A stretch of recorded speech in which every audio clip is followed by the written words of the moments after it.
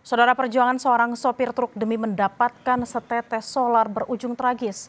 Di Kabupaten Banyuasin, Sumatera Selatan, seorang sopir berusia 50 tahun meninggal dunia dalam truk karena diduga kelelahan saat mengantre berjam-jam di sebuah SPBU.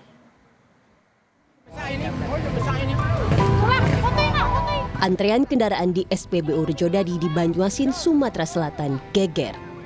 Seorang sopir truk ditemukan tak sadarkan diri di balik kemudinya saat sedang mengantre solar. Petugas dan warga bergegas mengevakuasi korban ke puskesmas. Namun takdir berkata lain. Tim medis menyatakan korban sudah meninggal dunia sebelum tiba di puskesmas. Tak ada tanda-tanda kekerasan di sekitar jenazah. Petugas hanya menemukan beberapa minuman ringan yang diduga sempat dikonsumsi korban untuk menahan rasa lelah saat mengantre solar berjam-jam.